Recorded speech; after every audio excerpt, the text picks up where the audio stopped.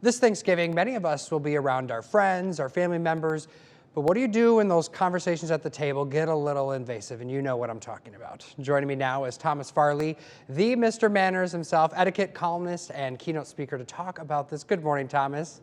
Good morning, David. I'm so glad we're talking about this. I know it's a fear for people when they think about this holiday, so it's a great subject to be discussing. Right, and there are some pretty hot button issues. A major area people seem divided on still, of course, COVID and its vaccines and boosters.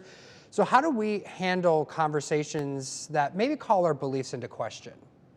Yes, so I think at this point, these beliefs are pretty baked in. We're 3+ years since the start of the pandemic, and there is no changing the minds of anyone. My hope is for those who believe in the importance of vaccination, they've done so. For those who are skeptical about the vaccination, that's their belief. As long as the folks who are really concerned are protected, I think it's important for those who choose not to protect themselves to still protect others. So if you are sick, you don't come. If you are feeling a little bit wary about maybe you're not quite yourself, you wear a mask. It is important for all of us to give one another a healthy dose of respect because this is a topic that still, after all this time, is quite divisive. And frankly, a Thanksgiving gathering should not be ruined over this particular topic. Right. Politics, of course, also can be a tough conversation, especially when our principles differ maybe from family. So how do we navigate the political conversation and shut them down respectfully? So here, David, I'm actually going to take a little bit of a contrarian view. The old wisdom was that you never talk sex, politics, or religion in mixed company if you don't want to have arguments. I actually believe it's very important that we do talk politics. However, we've got to do so in a way that respects and sets boundaries. So, for starters, we know there are going to be some people at the gathering who simply are not political animals and they want to hear nothing of this. I recommend every family set what I call the caucus room. And those who want to talk politics can go out of earshot of everyone else, have their political conversation, but to do so respectfully. You're not going to name call. You're not going to do what we see in Congress this week and last, people shoving each other and elbowing each other or challenging each other to fights. You present your views, you listen to the other, and you come to a respectful conclusion, even if it doesn't mean you've actually agreed. This, I think, is important, particularly as we look towards 2024, to have these conversations. I think it's interesting that you point out having a dedicated space where you can have those conversations, and then if it does maybe boil over, you can walk away from that space. But you know, we all have that one family member who also likes to ask those hot button questions that can make us uncomfortable, maybe even lead to some heated discussion. So help us out. What should we be doing here? Yes, so topics like, have you put on some weight? When are you getting married? Are you not having a baby? So this is for the family members that we don't see very often.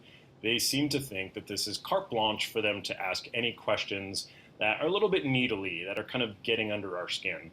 I recommend you do not take the bait on that. If this is not something you're comfortable addressing, you're going to close this down considerately. And there are a couple of ways you might do that. One that's a particular favorite of mine is by simply pivoting. So you change the subject gracefully.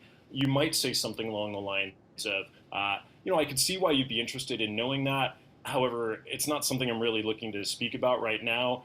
Would you mind passing the sweet potatoes? That should shut it down without throwing fuel on the fire. And if the person continues in persisting in that line of conversation and questioning, you can turn it around by actually asking them a question. So that's such an interesting question. Why would you ask that? Or what would make you ask that particular question?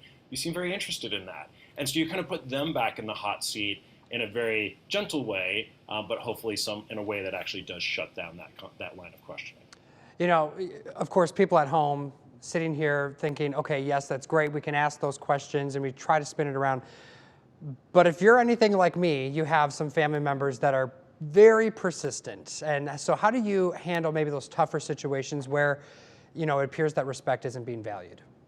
Yeah, then I think, and David, I'm glad you asked that because although I'm known as Mr. Manners and I advocate for good etiquette, we can't always count on that good etiquette from other people. And so what I recommend there is having good manners doesn't mean that you allow yourself to become a doormat. Someone's truly violating your boundaries that you've established for yourself and persist in this line of questioning, I would actually push back a little bit more forcefully, but still considerately, and say, I know this is a question for you, and I'm not quite sure where it's coming from, but I have to say it's not something I'm really comfortable discussing, and I hope you can respect that. If they don't respect that, and hopefully there's no one in that category, but there probably will be, then it may be best for you simply to excuse yourself from the situation so that the conversation has no opportunity to persist. But definitely stand up for yourself when someone's really being aggressively nosy. All right. Thomas Farley, thank you so much for all your tips today. Definitely a lot of great expert tips for us. Thank you, David. And you can learn more about Thomas Farley and his etiquette work by visiting his website, mr-manners.com, which we will have linked on our website as well, wqad.com.